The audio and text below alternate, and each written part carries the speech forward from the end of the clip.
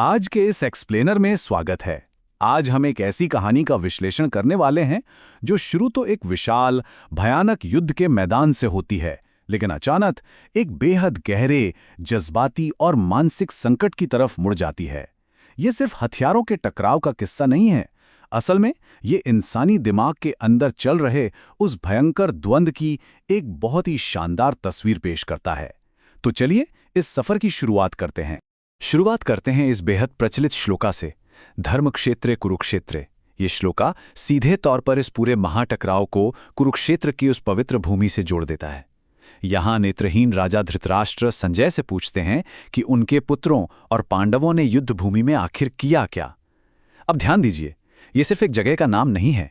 ये धर्म और कर्म की वो जमीन है जहाँ इतिहास का सबसे बड़ा फैसला होने वाला है। बिल्कुल रोंगटे खड़े कर देने वाला माहौल है। भाग 1, योद्धाओं का आकलन और आने वाले टकराव की तैयारी। असली टकराव शुरू होने से ठीक पहले ये समझना बहुत जरूरी है कि आखिर इस कुरुक्षेत्र में लड़ कौन रहा है। और इसकी शुरुआत होती है दुर्योधन की उस रणनीतिक समीक्षा से, जहां वो इस विशाल सैन्य बल का आकलन करता है।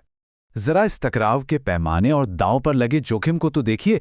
एक तरफ कौरवों के दिग्गज खड़े हैं, स्वयं पितामह भीष्म, द्रोणाचार्य, कर्णा और कृपाचार्य, और उनके ठीक सामने उनको टक्कर देने के लिए पांडवों के महारथी मौजूद हैं, भीमा, अर्जुन, द्रुपद और अभिमन्यु। ये दुनिया के सबसे बेहतरीन योद्धाओं का एक ऐसा झुंड है जो अपने प्राणों की आहुति देने के लिए पूरी तरह से तैयार खड़ा है, बिल्कुल आमने सामने। भाग 2, मनोवैज्ञानिक युद्ध यानी शंख ध्वनि का प्रभाव। अब उस मैदान में एक अजीब सा सन्नाटा और तनाव है जो अचानक एक गगनभेदी गर्जना से टूट जाता है। युद्ध की शुरुआत किसी तीर या तलवार से नहीं बल्कि ध्वनि से होती है। विशुद्ध मनोवैज्ञानिक दबदबा।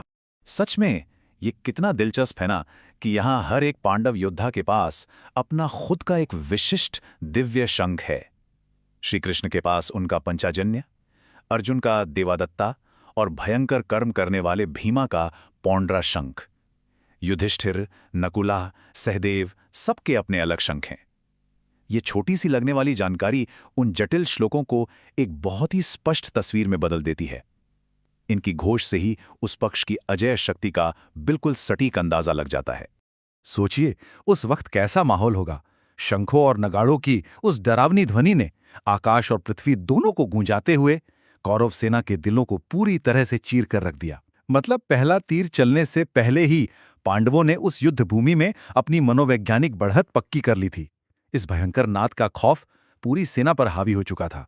लेकिन ठीक इसी क्षण एक बहुत बड़ा मोड़ आता है। इस अध्याय का सबसे बड़ा विरोधाभास यानी पैराडॉक्स उभर कर सामने आता है।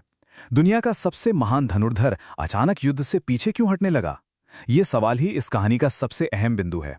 ये हमें उस बेहद तेज और ऊर्जावान बाहरी युद्ध से एकदम निकालकर एक अचानक बहुत ही निजी और धीमे आंतरिक संकट के बीचों बीच लाकर खड़ा कर देता है। भाग 3, दोनों सेनाओं के मध्य खड़ा रथ। इस अचानक पीछे हटने के फैसले को समझने के लिए उस क्षण पर गौर करना होगा जब अर्जुन श्री कृष्ण से अपने रथ को दोनों विशाल सेनाओं के ठीक बीच में ले जाने की गुजारिश करते हैं। सेनयोरुभयोर मध्ये रथम स्थापय मेच्छुता। मेरे रथ को इन दोनों सेनाओं के बीच खड़ा कीजिए। और जैसे ही अर्जुन उस रथ से बाहर नजर डालते हैं, ये ट्रेजेडी एकदम गहरी हो जाती है। उन्हें अचानक ये एहसास होता है कि सामने खड़े दुश्मन कोई अजनबी नहीं है, वो सब उनके अपने ही तो हैं। उनके प्यारे परिवार वाले, आदरणीय गुरु, चाचा, ताऊ और बचपन के दोस्त। दोनों ही तरफ उनके अपने ही लोग एक दूसरे के खून के प्यासे खड़े हैं। भाग 4, अर्जुन का गहरा विषाद। जब यह एहसास होता है कि आखिर उन्हें किन लोगों का खून बहाना है, तो अर्जुन के भीतर एक बहुत ही गहरी दर्दनाक शारीरिक प्रतिक्रिया शुरू हो जाती है। एक ऐसा भाव जो अपने समय के सबसे महान योद्धा को पूरी तरह से तोड़कर पंगु बना देता है। यहाँ सबसे जरूरी बात यह समझना है कि अर्जुन के ये शारीरिक लक्षण सिर्फ कोई आम डर या घबराहट नहीं है। अंगों का शिथिल होना, मुंह का सूखना, पूरे शरीर का कांपना और त्वचा का जलना, यहाँ तक कि उनका वो अजय गांडीव धनुष भी उनके कांपते हाथों से फिसल रहा है। ये डर नहीं है, ये एक असहनीय, दिल चीर देने वाले शोक की बिल्कुल सच्ची शारीरिक अभिव्यक्ति है। भाग 5 पारिवारिक धर्म और नैतिक संकट। अब इस शारीरिक पतन से आगे बढ़कर अर्जुन युद्ध के खिलाफ एक बहुत ही जटिल और दार्शनिक तर्क यानी फिलोसॉफिकल आर्ग्यूमेंट सामने रखते हैं।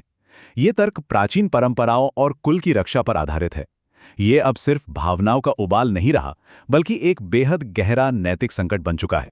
अर्जुना के इस विनाशकारी तर्क की कड़ियों को समझिए।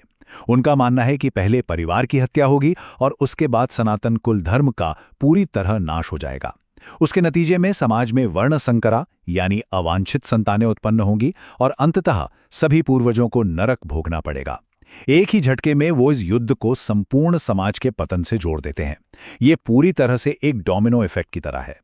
और इसके बाद आता है वो श्लोका जो इस नैतिक संकट की गहराई को पूरी तरह माप लेता है। अर्जुन साफ शब्दों में कहते हैं कि अगर उन्हें 3 लोगों का राज्य भी मिल जाए, तब भी वो इन परिवार वालों की हत्या नहीं करना चाहते।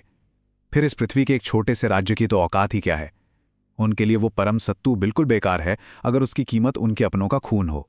और इस तरह ये अध्याय एक पूर्ण समर्पण की बेहद शक्तिशाली छवि पर आकर रुकता है।